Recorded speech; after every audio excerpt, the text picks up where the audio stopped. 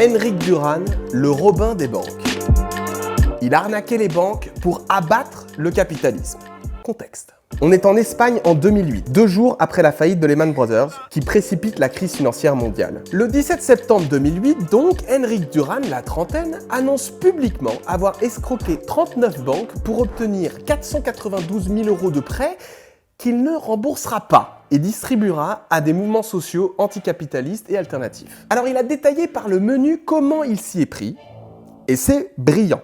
Il a falsifié des documents pour justifier d'un métier fictif et d'un gros salaire. Mais pas sur Photoshop, non. Au ciseau, colle et photocopieur. Puis a créé 2 sociétés écrans pour échapper à l'inspection. Enric s'en est servi pour demander des prêts différents à 39 institutions bancaires, avec des excuses les plus diverses. Retaper sa maison, acheter une voiture. Mieux, comme Lehman Brothers à la même époque, il a utilisé le mécanisme de la pyramide de Ponzi. Il obtient un premier prêt, puis utilise celui-ci pour en obtenir un second dans une autre banque. Additionne les 2 comme apport et en obtient un troisième, et ainsi de suite, 68 fois. Le gars était visionnaire, il a commencé en 2006, 2 années avant le début de la crise, parce qu'il voyait déjà que le crédit bancaire incontrôlé et la spéculation nous menaient tout droit vers une crise économique financière. Il n'a pas eu tort, que cette dette qu'on veut nous faire rembourser est en réalité de l'argent magique que les banques distribuent n'importe comment. Devenu un héros de la jeunesse espagnole, les juges, les procureurs et les banques l'ont pris en chasse. Il s'est fait choper, a payé 50 000 balles pour sortir de prison, puis a décidé de ne pas se pointer à son procès parce que les juges refusaient d'entendre ses 23 témoins qu'il voulait présenter pour faire le procès des banques. Il vit depuis dans la clandestinité en Italie. L'argent n'a jamais été récupéré. Il a servi à financer des alternatives au système capitaliste et le journal Crisi qui donnait différentes façons d'abattre le système bancaire. Je laisse Enric conclure. Quand le crédit à la consommation et la spéculation dominent notre société, quoi de mieux que de voler ceux qui nous volent et de répartir l'argent entre les groupes qui dénoncent cette situation et construisent des alternatives? Je suppose que ça en a inspiré plus d'un. Reclaim the Streets. J'ai le plaisir de te présenter les plus gros toughers du climat. Reclaim the Street, libérer la rue, est un mouvement créé en 91 en Angleterre par des gens qui adorent les free parties et détestent les bagnoles. Pour ces épicuriens, tout un chacun devrait pouvoir profiter de la rue pour y organiser des événements, rencontrer ses voisins. On devrait pouvoir y laisser jouer les enfants librement. Leur plus grand coup d'éclat se déroule le 13 juillet 1996 à Londres. La journée commence par 2 voitures qui se rentrent dedans au milieu d'un carrefour. Les conducteurs en sortent, entrent dans une rage théâtrale et se mettent à détruire le véhicule de l'autre à grands coups de masse. C'était une mise en scène. J'en peux plus de ces gens. S'engage alors une partie du jeu du chat et de la souris géante. 9000 personnes grugent la police et envahissent l'autoroute M41. Pendant 9 heures, ils bloquent 10 000 automobilistes et pas n'importe comment. Ils donnent une énorme teuf avec gros son, scène sur un camion, cracheur de feu, costume, bac à sable pour les enfants. C'est de la folie. Ils foutent un tel bordel et la musique est tellement forte que la police n'entend pas que des militants s'attaquent à la route au marteau-piqueur pour y planter des arbres. Il faut dire qu'ils se sont judicieusement planqués sous une jupe géante d'un costume de lady. Et le plus dingue, c'est que ça a payé. Le gouvernement britannique a abandonné 300 projets de route à cause de eux. C'est des centaines de kilomètres qui ont été sauvés du béton. Quelle meilleure stratégie pour faire masse que de faire la teuf. Sauf en confinement, #safety. La taupe de Humbar. La prochaine action est probablement celle qui a rendu le plus fou les policiers. On est en 2012 sur la ZAD de la forêt de Humbar en Allemagne qui cherche à empêcher l'extension d'une gigantesque mine de charbon à ciel ouvert. Un militant que nous appellerons la taupe creuse dans le plus grand secret et pendant 6 mois un tunnel sous la cuisine collective aidé de plusieurs comparses. Mais alors pas n'importe quel tunnel. Le truc se trouve à 6 mètres du sol et s'étend sur une zone de 170 mètres carrés. Son accès est verrouillé par 6 cadenas sur 6 portes faites en 6 matériaux différents. Comme il s'y attendait, la police débarque pour évacuer la ZAD. Ils font rapidement place nette avant de découvrir 4 militants enchaînés à un bloc de béton situé devant l'entrée du tunnel. Lorsque le chef de la police apprend qu'il y a quelqu'un dans le tunnel, il devient instantanément livide. La police allemande n'a simplement aucune idée de la marche à suivre. Elle fait venir des experts du Danemark et de la Grande-Bretagne pour creuser un second tunnel ultra coûteux à côté de la cavité de la taupe. Ça leur prend 5 jours et le tunnel n'a même pas pu être utilisé parce qu'il menaçait de faire s'effondrer celui de la taupe. Pour aller le chercher, ils ont dû péter toutes les portes et serrures. Ils se sont perdus dans un faux tunnel que la taupe avait creusé exprès. Une fois qu'ils l'ont chopé, ils ont dû le menacer de lui injecter un tranquillisant pour qu'il accepte de les suivre. Alors qu'il était escorté vers la sortie, la taupe a réussi à leur fausser compagnie et à se planquer dans une autre partie du tunnel. Comme ça, juste pour le fun. Il est resté dans son tunnel pendant 5 jours. C'est l'expulsion d'un militant la plus longue et la plus coûteuse de toute l'histoire de l'Allemagne. Ce qui me fait le plus rire dans cette histoire, c'est que la taupe se faisant chier, il a joué sans arrêt à Tetris pour passer le temps. Sachant que le son du tunnel était rediffusé dans des haut-parleurs placés à tous les coins du camp pour s'assurer qu'il continuait de respirer. Imaginez l'état des policiers qui ont dû supporter ça pendant 5 jours et 5 nuits. J'ai presque de la peine pour eux. Famatina, ou le village qui a résisté à 5 multinationales. Est-ce que vous allez me croire si je vous dis qu'un petit village de 3500 habitants au fin fond de l'Argentine a empêché 5 projets de mines d'or à ciel ouvert successifs et résiste depuis 15 ans au gouvernement et aux multinationales? Non, vous ne me croirez pas. Et pourtant c'est vrai. Tout a commencé en 2005, quand les habitants de Famatina ont appris qu'une multinationale, Barrick Gold, avait l'intention de réouvrir la mine qui se situe au-dessus du village, mais qu'elle avait besoin de 1000 mètres cubes d'eau par jour pour la faire fonctionner. Sachant que le débit quotidien de la zone, c'est 750 mètres cubes d'eau. Donc les habitants ont vite compris que si la mine se faisait, eux n'auraient plus d'eau et le village serait rayé de la carte. La lutte a alors été organisée par des femmes. Ce sont elles qui ont consacré 2 heures par jour pour faire du porte-à-porte. Elles ont initié des marches, des chaînes humaines, des peintures murales, avant de se lancer un nouveau défi, le blocage de route.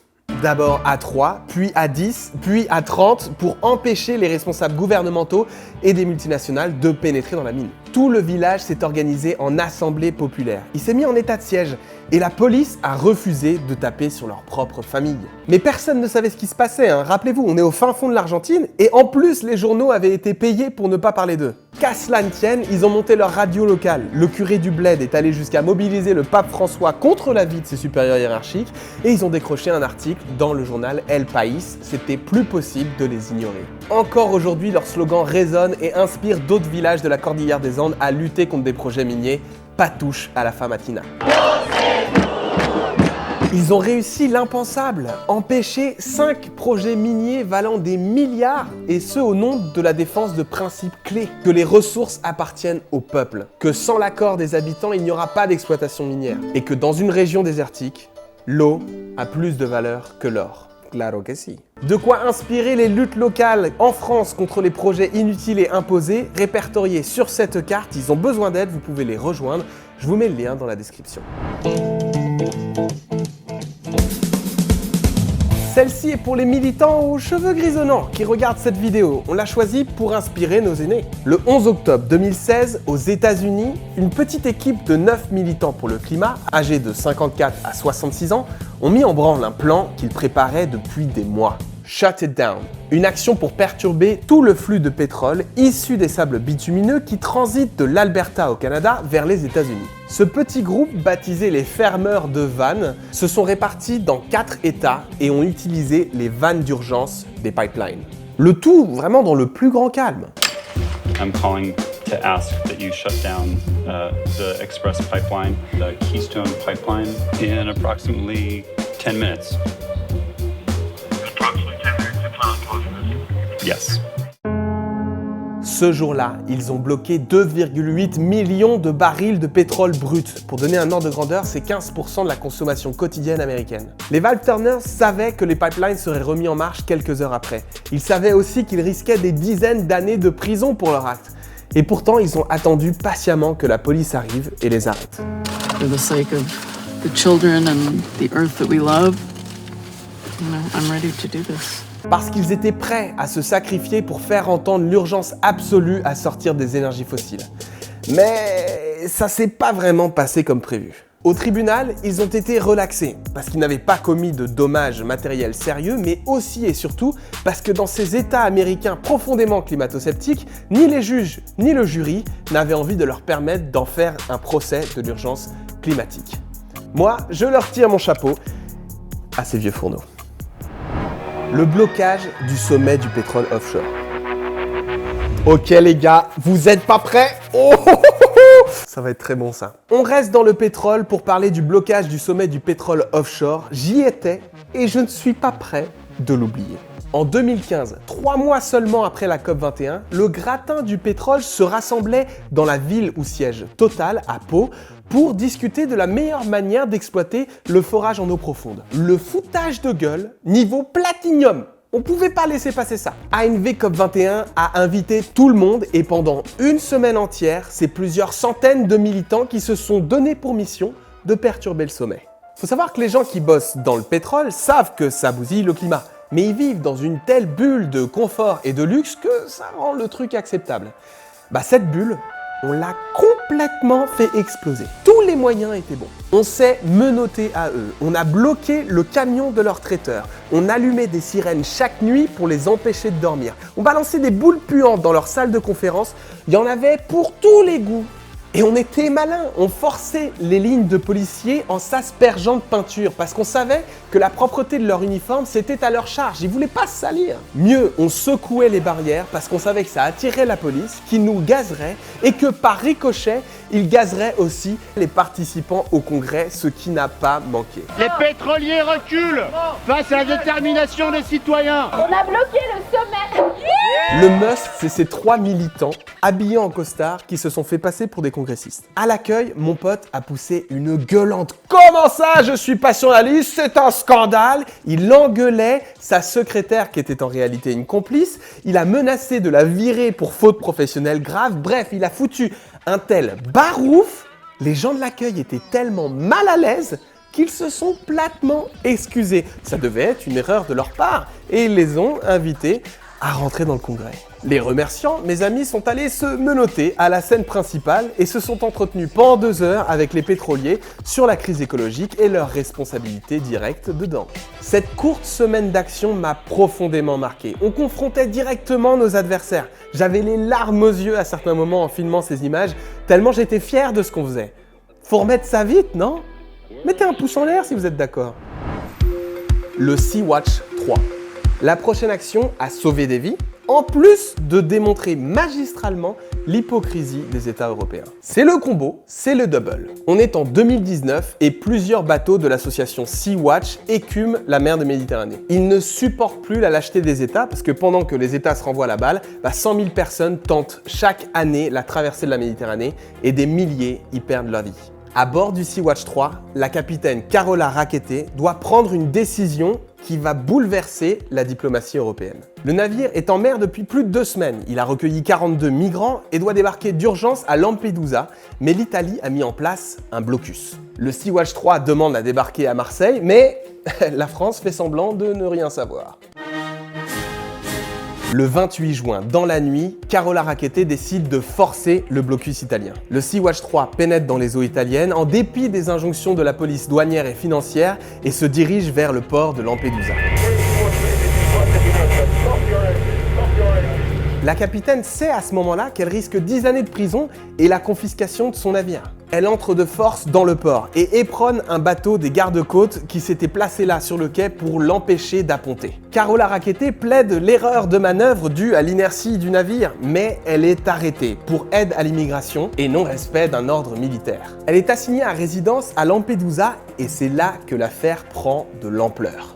La chef de la diplomatie allemande s'en mêle. Elle déclare que le sauvetage en mer est une obligation et demande la libération de la ressortissante allemande. La France, qui n'avait rien foutu jusque-là, se permet de dénoncer la position italienne. Et Angela Merkel va jusqu'à demander des comptes au gouvernement italien. Salvini s'insurge, dit qu'il n'a pas de leçons à recevoir et certainement pas de la France.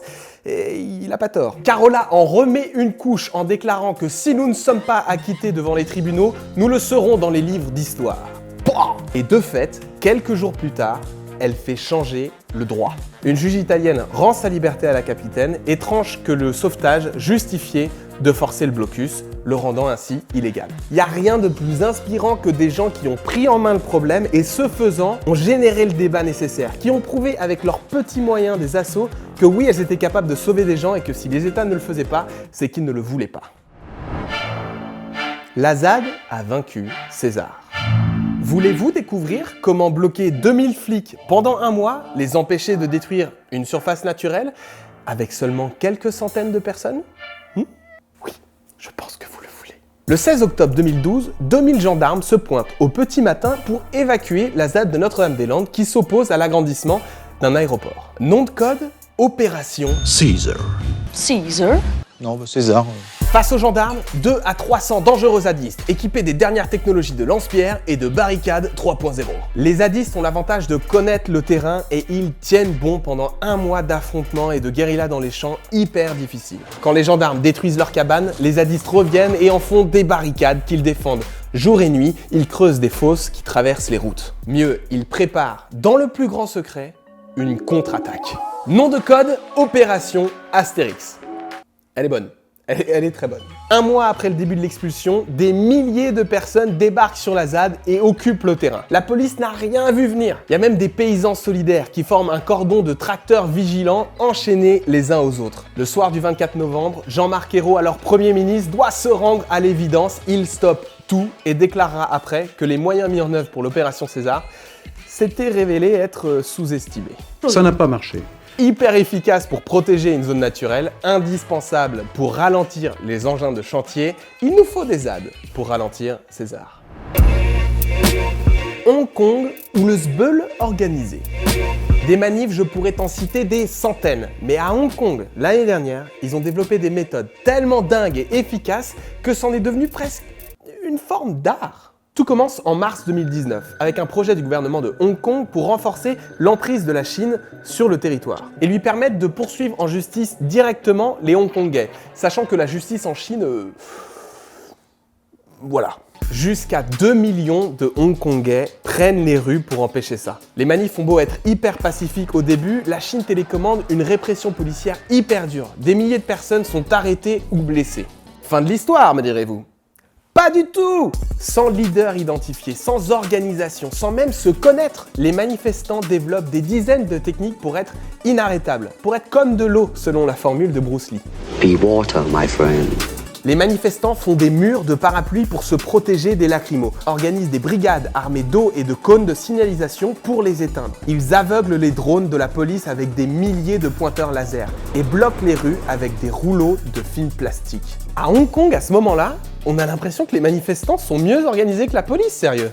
Ils utilisent des applis pour noter en temps réel la présence des policiers dans la ville. Des noms de code ou des groupes éphémères pour se passer les infos. Dès qu'un barrage de police les arrête, ils s'échappent par milliers dans le métro pour ressortir à l'autre bout de la ville. Reste à occuper le terrain et à tenir dans la durée. Les facs deviennent des citadelles assiégées, défendues par des catapultes et des pièges. Des milliers de personnes assurent le soutien en base arrière et protègent les activistes. Le gouvernement finit par céder et suspend son abonnement, avant malheureusement de reprendre la main l'année suivante et de refaire passer une loi sécuritaire. Le mouvement aujourd'hui est durement touché. Ils ont été forcés de dissoudre leur propre parti pour éviter les poursuites judiciaires, mais les Hongkongais n'ont pas dit leur dernier mot. Courage! La révolution zapatiste. Il existe un endroit, de l'autre côté de l'Atlantique, une région autonome grande comme la Belgique, où le capitalisme a été vaincu. Cet endroit, c'est le Chiapas. Et ouais, ma gueule.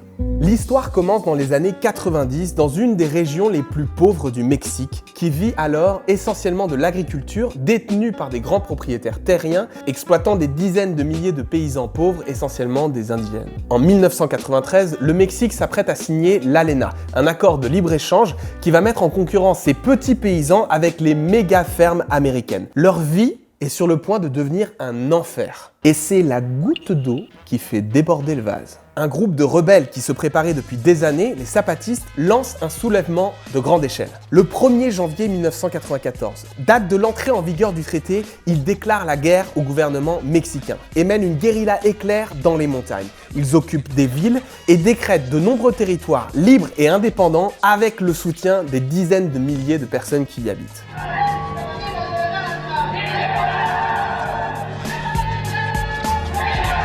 Le gouvernement mexicain réagit direct en militarisant la zone, mais sans regagner de territoire. À partir de là, s'installe une guerre d'usure, les deux camps s'observent. Et c'est là que ça devient intéressant. Dans ces territoires, les zapatistes mettent en place une organisation par et pour le peuple. Les grandes propriétés deviennent des coopératives où l'activité agricole appartient aux paysans et leur permet l'autosuffisance alimentaire. L'école est gratuite, les soins sont assurés pour tout le monde. Alors ça a l'air de rien, mais là-bas, c'était pas du tout gagné. Ils transforment leur système judiciaire pour privilégier la réparation à la punition, ce qui fait chuter la délinquance. Ils ont tout changé de front et ils l'ont fait brillamment. Il n'y a pas un chef qui décide. C'est pas la concurrence leur boussole, c'est le collectif et l'autogestion. Alors la vie est plus sobre, bien sûr, mais il n'y a rien qui manque d'essentiel. Un peu comme l'avenir désirable que j'imaginais. Alors bon, c'est bien beau, hein, l'utopie, mais ça va pas durer cette histoire. C'est le vrai monde dehors.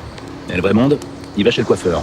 Eh bien si, ça dure. Encore aujourd'hui, les zapatistes tiennent environ un tiers de la région du Chiapas, où vivent 200 000 personnes. Je sais pas si tu te rends compte, ça fait 25 ans maintenant. Ce sont les enfants des révolutionnaires de l'époque qui ont repris le flambeau. On en reparlera parce que c'est tout simplement la plus importante expérience de fonctionnement anticapitaliste de toute l'histoire moderne. Oui, ça pèse. Voilà 10 actions qui nous ont inspirés et on espère qu'ils en inspireront d'autres. Si c'est le cas pour vous, partagez cette vidéo. Notre prochaine vidéo est un entretien d'1 heure avec Pablo Servigne sur une mise à jour de sa théorie de l'effondrement et une analyse de ce qui nous arrive. C'est fou, c'est maintenant, c'est nous. Alors abonnez-vous et surtout activez la cloche pour ne pas la louper. Comme on est arrivé à la fin de cette vidéo et que je peux me permettre de prendre du temps avec ceux qui sont restés jusqu'au bout, merci à vous. C'était absolument grisant de bosser sur cette vidéo. J'ai eu beaucoup de plaisir et ça a été super dur de choisir. D'ailleurs, j'ai 2 mentions spéciales. Mention spéciale pour l'Aronce, dernière arrivée dans le game climatique français. On vous l'avait présenté en septembre et vous avez été nombreux à nous la recommander pour qu'on en parle dans cette vidéo. Et qu'ils viennent de sortir un mode d'emploi pour ouvrir et détourner les panneaux publicitaires de JC Decaux.